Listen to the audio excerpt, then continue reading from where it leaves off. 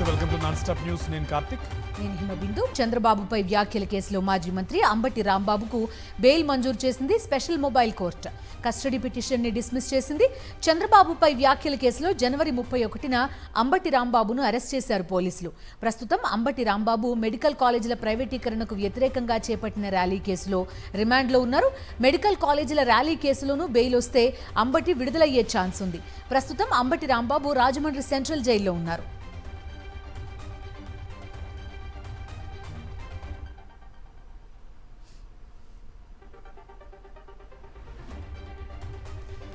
ఏపీలో state sponsored terrorism నడుస్తోందని మండిపడ్డారు YSRCP legal cell ప్రధాన కార్యదర్శి పొన్నవోలు సుధాకర్ రెడ్డి. రాష్ట్ర ప్రభుత్వమే దాడులకు ఉసుగొల్పుతోందని విమర్శించారు. అంబటిపై కక్షతో 2 రోజుల్లో 36 కేసులు పెట్టించారన్నారు.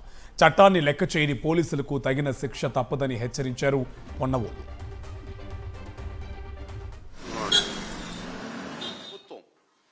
State sponsored terrorism, state sponsored టెర్రరిజానికి వంతపాడేటువంటి వ్యవస్థలు, ముఖ్యంగా పోలీసు వ్యవస్థ. రాష్ట్రంలో 2 రోజుల్లో 36 కేసులు అంబటి రాంబాబు గారి మీద రిజిస్టర్ చేశారంటే వాళ్ళ రాక్షసత్వం, ఒక వర్గం మీద దాడి, ఒక వ్యక్తి మీద కక్ష, ఒక వ్యక్తి మీద పగ, అంటే మీ రాక్షస ఆనందం ఏందని ఒక్కసారి అడుగుతున్నా. శ్రీవారి లడ్డూపై చంద్రబాబు పవన్ విషం చిమ్మారని విమర్శించారు YSRCP legal cell working president Sudarshan Reddy. హిందువుల మనోభావాలను చంద్రబాబు దెబ్బతీశారన్నారు. పైగా రాష్ట్రమంతటా ఫ్లెక్సీలు కట్టారని, వాటిపై ప్రశ్నించిన అంబటి రాంబాబుపై అక్రమ కేసులు పెట్టి వేధించారన్నారు సుదర్శన్ రెడ్డి. లోపల ఉండాల్సిన వాళ్ళు బయట, బయట ఉండాల్సిన వాళ్ళు లోపల ఉండే విధంగా ఈరోజు పోలీసులు ప్రవర్తించినటువంటి తీరు, లాండ్ ఆర్డర్ లేదు, ఈ రాష్ట్రంలో చట్టం లేదు, ఈ రాష్ట్రంలో నైతిక విలువలు అసలే లేవు. ఇక్కడ ఒకటే, అధికార పార్టీకి ఒక న్యాయం, అధికారంలో లేని వారికి మరొక న్యాయం. అధికారంలో ఉండే వాళ్ళు కొట్టినా వాళ్ళ మీద కేసులు ఉండవు, అధికారంలో లేని వాళ్ళు ఈరోజు దెబ్బలు తిన్నా వాళ్ళ మీద ఈరోజు కేసులు ఉండేటువంటి పరిస్థితి రాష్ట్రంలో, మొత్తం రాష్ట్రం అంతా కూడా ఇదే పరిస్థితి జరుగుతుంది. కూటమి ప్రభుత్వం డైవర్షన్ పాలిటిక్స్ చేస్తోందని మండిపడ్డారు మాజీ హోంమంత్రి తానేటి వనిత. పోలీసుల సమక్షంలోనే అంబటి ఇంటిపై దాడి జరిగిందన్నారు.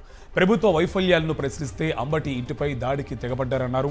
అంబటి రాంబాబు కుటుంబాన్ని తానేటి వనిత, మాజీ ఎమ్మెల్యే హఫీజ్ ఖాన్ పరామర్శించారు. టీడీపీ గూండాల దాడిలో ధ్వంసమైన అంబటి ఇల్లు, ఆఫీసును పరిశీలించారు. అలానే అధికార పార్టీ చేస్తున్న దురాగతాలను ప్రశ్నిస్తూ ఉంటారో, ప్రజల పక్షాన నిలబడి పోరాటం చేస్తుంటారో ఆ నాయకుల మీద వీళ్ళు లేనిపోని కేసులన్నీ పెట్టి, తప్పుడు కేసులు పెట్టి ఈ రోజున జైలు పాలు చేసే విధానం మన రాష్ట్రంలో చూస్తున్నాం. మరి ఈ రోజున ఈ పరిస్థితులు చూస్తుంటే నిజంగా మన ఆంధ్ర రాష్ట్రంలో అంబేద్కర్ రచించిన రాజ్యాంగం అనేది ఎక్కడా కూడా అమలు జరగట్లేదు. వాక్ స్వాతంత్ర్యం లేదండి మనకి, మన ప్రజాస్వామ్యంలో లేమా? ప్రభుత్వం తప్పులు చేస్తుంటే నిలదీసే పరిస్థితి మన దగ్గర లేదా? ఎవరు అడగకూడదు. తెలంగాణలో మున్సిపల్ ఎన్నికల ప్రచారానికి తెరపడింది. ఇవాళ సాయంత్రం 5 గంటలతో ప్రచార గడువు ముగియడంతో రాష్ట్ర వ్యాప్తంగా మైకులు మూగబోయాయి. ఈ నెల 11న రాష్ట్రంలోని 116 మున్సిపాలిటీలు, 7 కార్పొరేషన్లకు పోలింగ్ జరగనుంది. మొత్తం 12,930 మంది అభ్యర్థులు బరిలో నిలిచారు. ఎన్నికల కోసం 8,203 పోలింగ్ కేంద్రాలను ఎన్నికల సంఘం సిద్ధం చేసింది. ఈ నెల 13న ఓట్లు లెక్కించనున్నారు.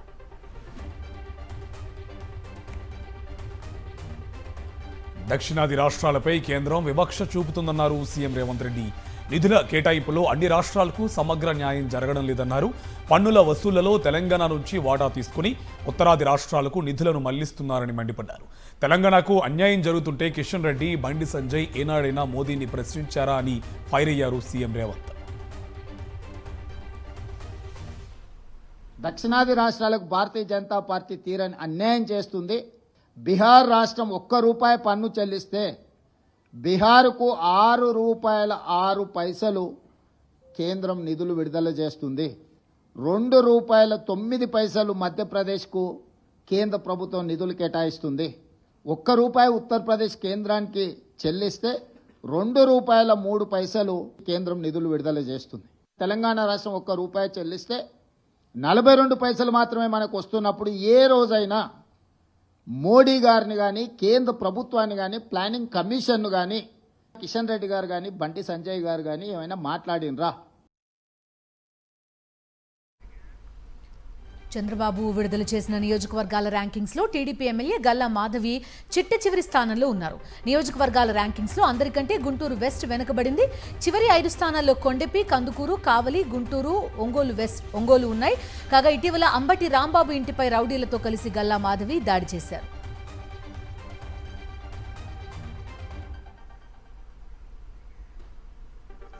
ఏడాదిలో ఆంధ్రప్రదేశ్లో విపరీతంగా ఆత్మహత్యలు పెరిగాయి. సీఎం చంద్రబాబు అధ్యక్షతన ప్రభుత్వ కార్యదర్శులతో జరిగిన సమీక్షలో వాస్తవాలు వెల్లడయ్యాయి.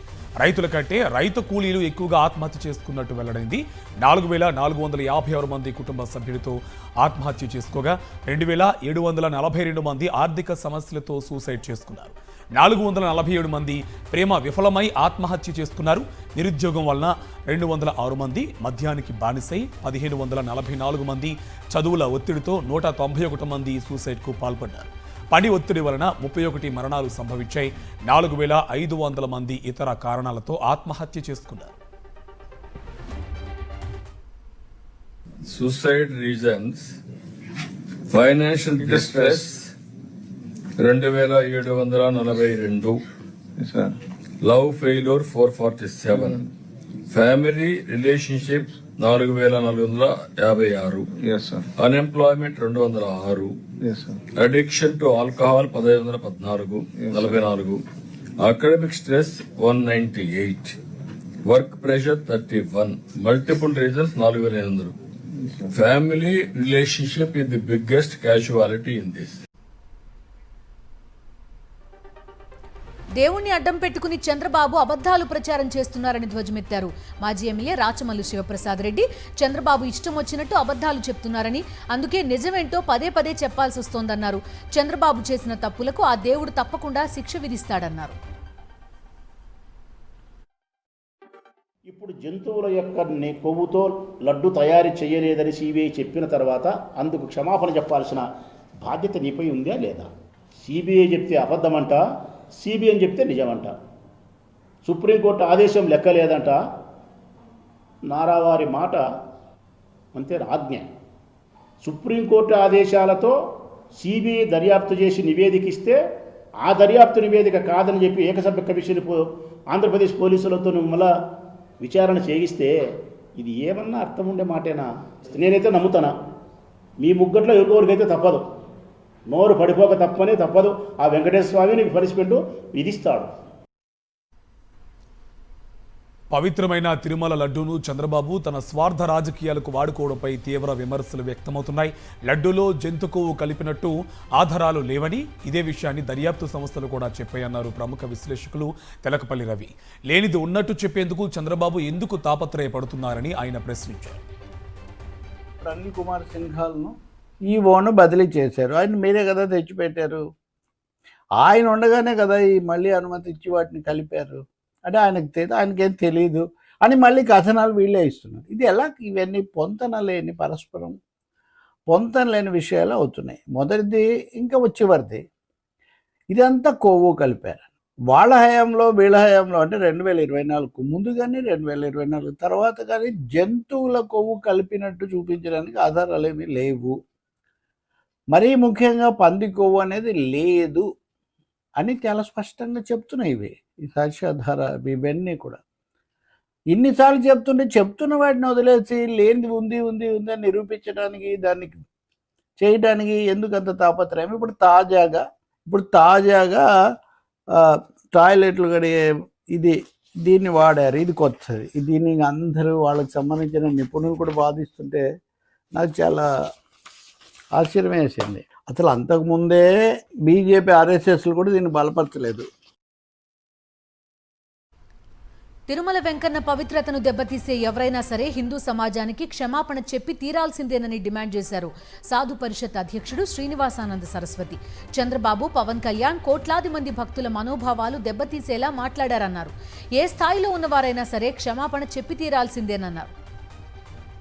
సాధు పరిషత్ మేము కానివ్వండి, హిందువులు కానివ్వండి, ఎంత గొప్పవాళ్ళైనా ఎవరైనా కూడా హిందూ సమాజాన్ని వెంకటేశ్వర స్వామిని తప్పుపట్టి లేని అంశాలు చంద్రబాబు నాయుడు గారు అవ్వచ్చు, డిప్యూటీ సీఎం గారు అవ్వచ్చు, లేకపోతే మరొకరు అవ్వచ్చు, బీజేపీ వాళ్ళు అవ్వచ్చు, ఎవరైతే ఏముంది వెంకటేశ్వర స్వామి దగ్గర ఏదైతే అందరూ సేవకులమే మనం, వెంకటేశ్వర స్వామి కంటే గొప్పవాళ్ళం మనం ఎవరం కాదు.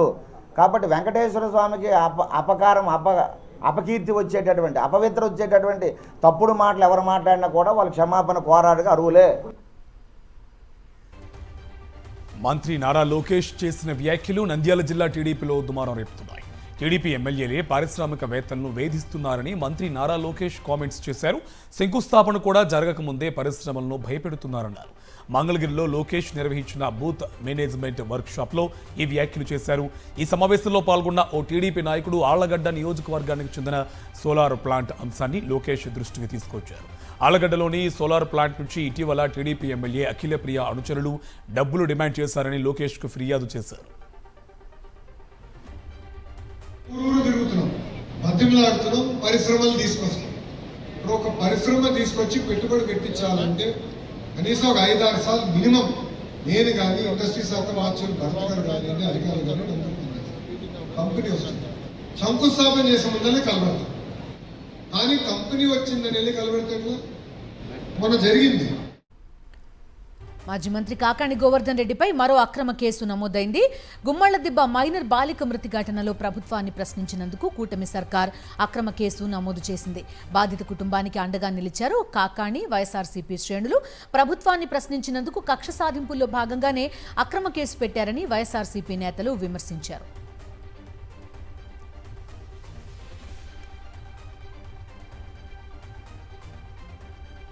రాష్ట్రంలో అధ్వాన్నమైన రోడ్ల పరిస్థితులపై ఎన్టీఆర్ జిల్లా తిరువూరు ఎమ్మెల్యే కొలికిపూడి శ్రీనివాసరావు పెట్టిన వాట్సాప్ స్టేటస్ చర్చనీయాంశంగా మారింది. పల్లె కన్నీరు పెడుతుందంటూ ఆయన పెట్టిన వాట్సాప్ స్టేటస్ కూటమి ప్రభుత్వ పాలనకు అద్దం పడుతుందంటూ చర్చించుకుంటున్నారు ప్రజలు. 3 రోజుల్లో 35 గ్రామాల్లో పర్యటించి 480 కుటుంబాలతో ఆత్మీయ సంభాషణ జరిపినట్టు తెలిపారు కొలికిపూడి. పల్లెల్లో రోడ్లు, పిల్లలకు ఉద్యోగాలు లేవు, పల్లె కన్నీరు పెడుతుందంటూ తన వాట్సాప్లో స్టేటస్గా పెట్టుకున్నారు. సొంత పార్టీని ఉద్దేశించి కొలికిపూడి పెట్టిన ఈ పోస్ట్ టీడీపీ శ్రేణుల్లో విస్తృత చర్చకు దారితీసింది.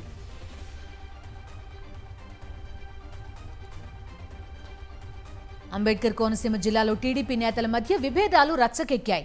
పి గన్నవరం టీడీపీ నేతలు రెండుగా చీలిపోయారు. తెలుగుదేశం పార్టీ మండల శాఖ అధ్యక్షురాలిగా ప్రతిపాటి ఉమామహేశ్వర్ని అధిష్టానం నియమించింది. దీంతో అధికారికంగా ప్రమాణ స్వీకారం నిర్వహించారు. కానీ టీడీపీలోని మరో వర్గం ఉమామహేశ్వరి ఎన్నికను వ్యతిరేకించింది. సంసాని పెద్దిరాజు అధ్యక్షుడిగా ఎన్నుకుని మరోచోట ప్రమాణ స్వీకారం చేయించారు.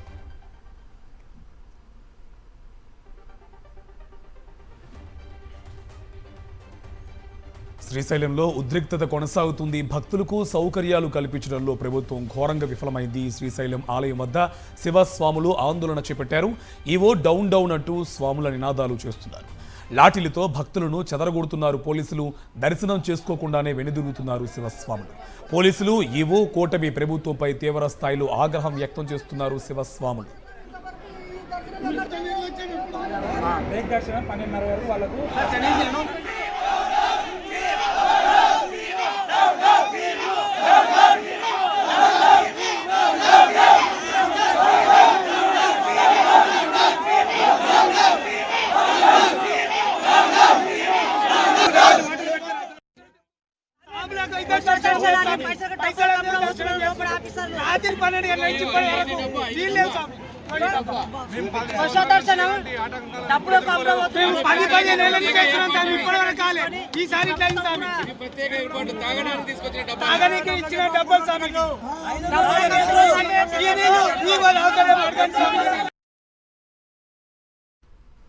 ఫీజు రియంబర్స్మెంట్ బకాయిలు విడుదల చేయకపోవడంతో ప్రైవేట్ కాలేజీ యాజమాన్యాలు, విద్యార్థులు రోడ్డెక్కుతున్నారు.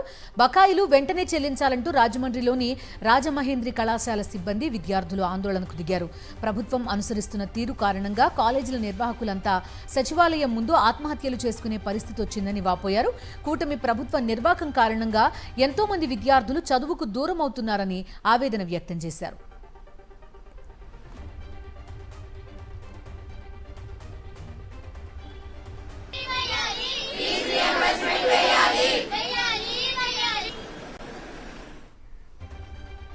నెల్లూరు జిల్లా పుల్లాయిపల్లి గ్రామ రైతులు ఆందోళన చేపట్టారు. తమ పట్టా భూములను ప్రైవేటు కంపెనీకి అప్పగింతపై రైతులు ఆగ్రహం వ్యక్తం చేస్తున్నారు. 312 ఎకరాల భూమిని తమ అనుమతులు లేకుండా ప్రైవేటు కంపెనీకి అప్పగించడంపై అన్నదాతలు మండిపడుతున్నారు. తహసీల్దార్ కార్యాలయం ముందు పట్టా పాస పుస్తకాలతో నిరసన తెలిపారు. తమకు న్యాయం చేయాలని డిమాండ్ చేశారు.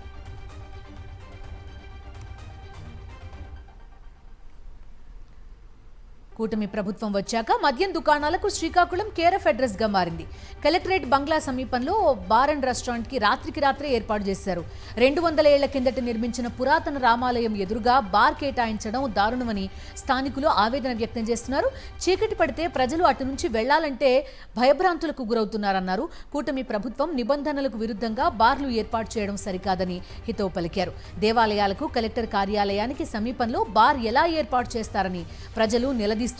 తక్షణమే బార్ని తొలగించాలని స్థానికులు డిమాండ్ చేస్తున్నారు. కర్నూలు నారాయణ స్కూల్లో ప్రమాదం జరిగింది. విద్యార్థులపై సీలింగ్ ఫ్యాన్, స్లాబ్ పెచ్చులు ఊడిపడ్డాయి. ఈ ప్రమాదంలో 3 విద్యార్థులకు గాయాలయ్యాయి. గాయపడిన స్టూడెంట్స్ ను సమీప ఆసుపత్రికి తరలించారు. స్కూల్ యాజమాన్యం నిర్లక్ష్యంపై విద్యార్థుల తల్లిదండ్రులు ఆగ్రహం వ్యక్తం చేస్తున్నారు.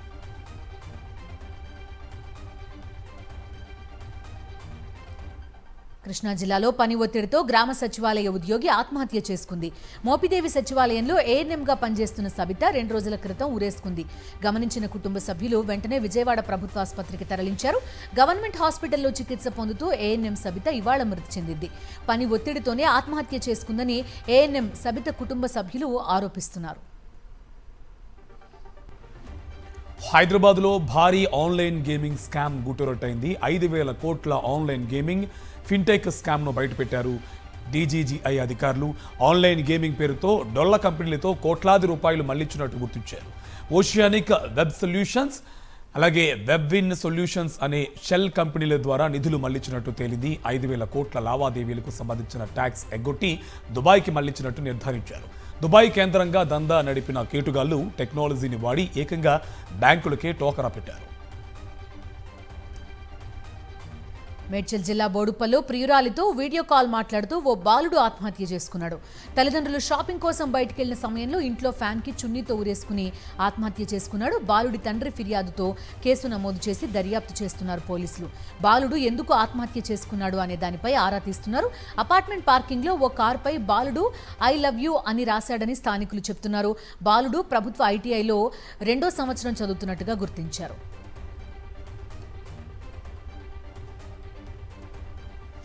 ఎన్టీఆర్ జిల్లా ఎరుకోపాడులో వివాహితపై అత్యాచార యత్నం చేశాడు అదే గ్రామానికి చెందిన సురగం శ్రీనివాసరావు అనే వ్యక్తి. విషయం బయటకు చెప్తే తనతో పాటు తన భర్త, పిల్లలను చంపుతానని బెదిరించాడని బాధిత మహిళ చెబుతుంది.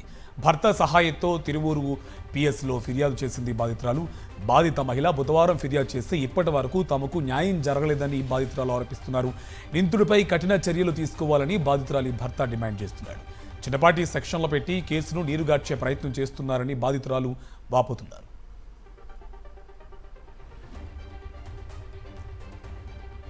చర్లపల్లి రైల్వే ట్రాక్పై 2 పిల్లలతో కలిసి ఆత్మహత్య చేసుకున్న విజయశాంతిరెడ్డి కేసు మిస్టరీ ఇంకా వీడలేదు. డిప్రెషన్ కారణంగానే ఆమె ఆత్మహత్యకు పాల్పడినట్టు వచ్చిన వార్తలు అవాస్తవమని పోలీసులు ప్రకటించారు. కేసును లోతుగా దర్యాప్తు చేస్తున్న రైల్వే పోలీసులు విజయశాంతిరెడ్డి కాల్ డేటా, బ్యాంక్ అకౌంట్లు తనిఖీ చేశారు. ఆత్మహత్యకు ముందు వారం రోజుల కాల్ డేటాను విశ్లేషిస్తున్నారు.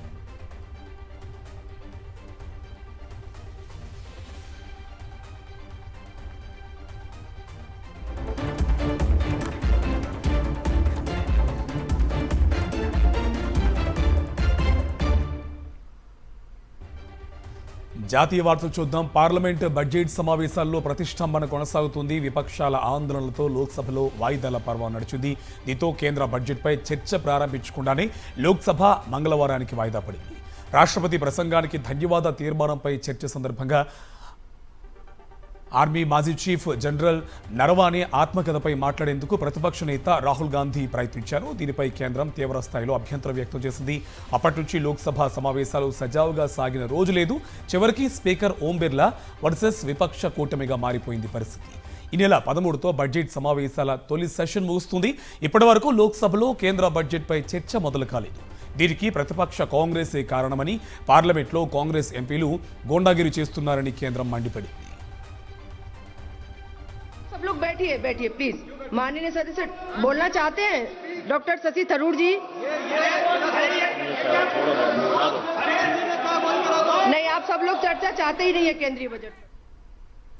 పార్లమెంట్ బడ్జెట్ సమావేశాల్లో ప్రతిష్టంభనకు తెరపడే సూచనలు కనిపిస్తున్నాయి. లోక్సభ స్పీకర్ ఓం బిర్లాతో భేటీ అయ్యారు విపక్ష కూటమి నేతలు. రాహుల్ గాంధీ, అభిషేక్ బెనర్జీ, అఖిలేష్ యాదవ్ తదితరులు స్పీకర్ చేంబర్లో ఓం బిర్లాను కలిశారు. పార్లమెంట్ సమావేశాలు సజావుగా సాగేందుకు చేపట్టాల్సిన చర్యలపై చర్చలు జరిపారు. ఈ సందర్భంగా కీలక అంశాలపై విపక్షానికి మాట్లాడే అవకాశం ఇవ్వాలని రాహుల్ గాంధీ డిమాండ్ చేశారు. భారత్ యుఎస్ ట్రేడ్ డీల్, 8 మంది విపక్ష ఎంపీల సస్పెన్షన్, కాంగ్రెస్ మహిళా ఎంపీలపై దాడి ఆరోపణలు వంటి అంశాలపై మాట్లాడేందుకు సమయం కోరారు. దీనికి స్పీకర్ కూడా అంగీకరించినట్టు రాహుల్ తెలిపారు. విపక్షం లేవనెత్తే అంశాలను ఎదుర్కొనే ధైర్యం ప్రధానికి లేదని, అందుకే ఆయన సభకు రావడానికి భయపడుతున్నారని విమర్శలు గుప్పించారు. The agreement is that we'll be allowed to say tomorrow we'll be allowed to say these points, and then the discussion should happen. So we are quite keen that the discussion happens. We want the discussion to happen, but now let us see what the government says. My personal please my personal view is that the government is scared to have a debate. The Prime Minister didn't come into the house because he was scared of what we were going to say. He was scared of being handed Mr. Naravane's book as a first step. పశ్చిమ బెంగాల్లో voter జాబితా ప్రత్యేక సవరణ ప్రక్రియను వ్యతిరేకిస్తూ ఆ రాష్ట్ర ప్రభుత్వం దాఖలు చేసిన పిటిషన్పై సుప్రీంకోర్టు విచారణ జరిపింది. ఎస్ఐఆర్ ప్రక్రియలో ఏవైనా అనుమానాలుంటే తాము కల్పించుకుంటామని తెలిపింది. అంతేగాని ఎస్ఐఆర్ ప్రక్రియలో అడ్డంకులు కల్పించే ప్రయత్నాలు చేయవద్దని బెంగాల్ ప్రభుత్వానికి హెచ్చరించింది. ఈ విషయాన్ని అన్ని రాష్ట్రాలు అర్థం చేసుకోవాలని తెలిపింది సుప్రీంకోర్టు.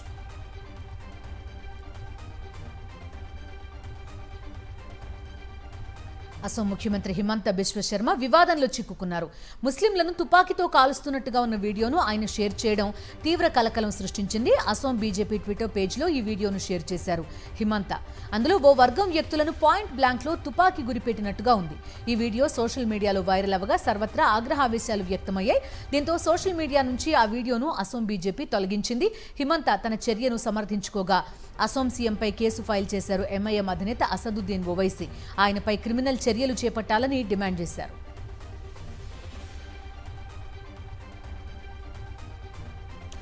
తూర్పు ఆఫ్రికా దేశం సీషెల్స్ అధ్యక్షుడు పాట్రిక్ హెర్మేనీ భారత్లో పర్యటిస్తున్నారు. ప్రధాని నరేంద్ర మోదీతో భేటీ అయ్యారు. ఢిల్లీలోని హైదరాబాద్ హౌస్లో మోదీ, హెర్మేనీ ద్వైపాక్షిక సమావేశం జరిగింది. ఇరు దేశాల సంబంధాల బలోపేతమే లక్ష్యంగా ఇద్దరు నేతలు చర్చలు నిర్వహించారు. భారత్ సీషెల్స్ ద్వైపాక్షిక సంబంధాలు ప్రారంభమై 50 ఏళ్లు పూర్తవుతున్న సందర్భంగా న్యూఢిల్లీలో పర్యటిస్తున్నారు హెర్మేనీ. చెన్నైతో పాటు ముంబై సిటీలను సందర్శిస్తారు.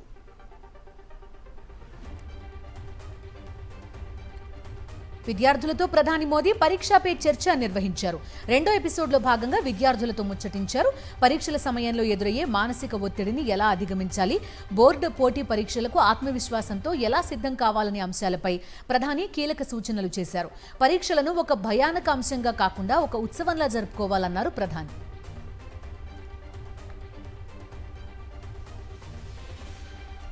పంజాబ్లో షాకింగ్ ఘటన జరిగింది. తరగతి గదిలో క్లాస్మేట్ను కాల్చి చంపేశాడు యువకుడు. ఆమెను షూట్ చేసి ఆ తర్వాత తనను తాను కాల్చుకుని సూసైడ్ చేసుకున్నాడు. తరన్లా కాలేజీలో ఈ దారుణ ఘటన జరిగింది. క్లాస్ బెంచ్ మీద కూర్చుని ఉన్న లా స్టూడెంట్ సందీప్ కౌర్ను షూట్ చేసిన అభిరాజ్ వెంటనే తనను తాను షూట్ చేసుకుని చనిపోయాడు. క్లాస్ రూమ్లోని సీసీటీవీ కెమెరాలో దీనికి సంబంధించిన దృశ్యాలు రికార్డ్ అయ్యాయి.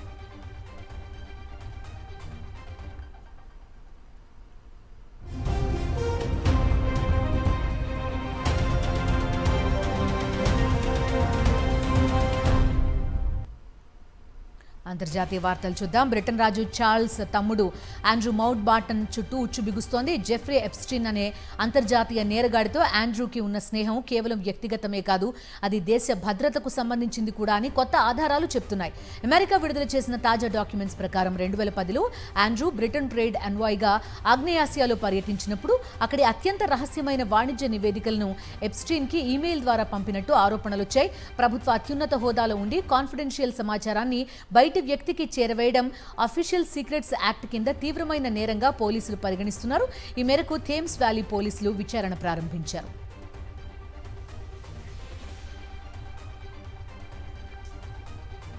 అమెరికాతో చర్చల వేళ ఇరాన్ కీలక ప్రకటన చేసింది. తమ దేశ అణు కార్యక్రమాల్లో భాగంగా చేపడుతున్న యురేనియం శుద్ధి ప్రక్రియను ఎట్టి పరిస్థితుల్లోనూ ఆపబోమని తేల్చి చెప్పింది.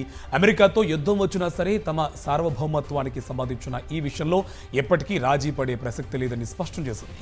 తమ ప్రవర్తనను శాసించే హక్కు ఏ దేశానికి లేదని, శాంతి చర్చల పేరుతో తమను లొంగదీసుకోవాలని చూడడం అస్సలు సాధ్యం కాదన్నారు ఇరాన్ విదేశాంగ శాఖ మంత్రి అబ్బాస్ అగార్చి. అలాగే తమ దేశ సరిహద్దుల్లో అమెరికా తన సైనిక బలాన్ని పెంచడంపై ఇరాన్ ఏమాత్రం ఆందోళన చెందడం లేదని చెప్పారు. అమెరికా ఒకవైపు చర్చలు జరుపుతూనే మరోవైపు సైనిక చర్యల ద్వారా బెదిరింపులకు పాల్పడడం వారి ద్వంద్వ నీతికి నిదర్శనమని విమర్శించారు.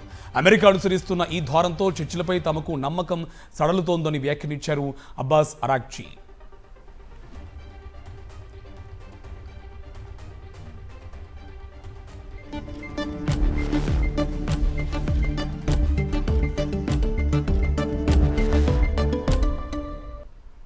Coming to business updates. దేశీయ స్టాక్ మార్కెట్స్ లాభాల్లో ముగిశాయి. భారత్ అమెరికా మధ్య కుదిరిన ట్రేడ్ డీల్ ఎఫెక్ట్ ఇవాళ కూడా కనిపించింది.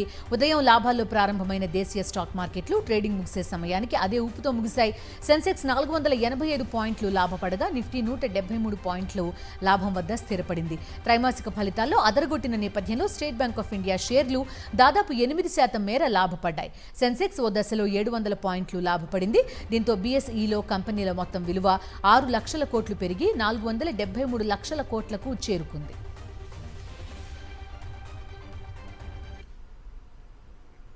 బంగారం, వెండి ధరలకు మళ్లీ రెక్కలొచ్చాయి. వరుసగా పతనమవుతూ వచ్చిన ధరలు ఇప్పుడు మళ్లీ ఊపందుకున్నాయి.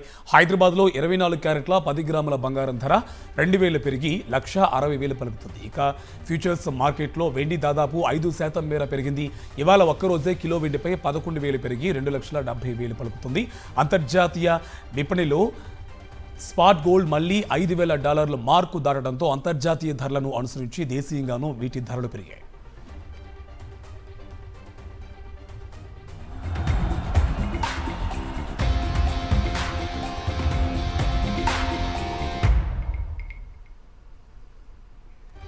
సెంట్రల్ కాంట్రాక్ట్స్ విషయంలో స్టార్ ప్లేయర్లు రోహిత్ శర్మ, విరాట్ కోహ్లీకి బీసీసీఐ షాక్ ఇచ్చింది. ఇప్పటివరకు A+ కేటగిరీలో ఉన్న వారిద్దరిని గ్రేడ్ Bలోకి చేర్చింది. బుమ్రా, గిల్, జడేజాను మాత్రం గ్రేడ్ Aలో కొనసాగిస్తోంది బీసీసీఐ. టెస్ట్లు, T20లకు రిటైర్మెంట్ ఇచ్చి కేవలం వన్డేలు మాత్రమే ఆడుతున్న రోహిత్ కోహ్లీకి ఈ వార్త బ్యాడ్ న్యూస్ అని ఫ్యాన్స్ ఫీల్ అవుతున్నారు.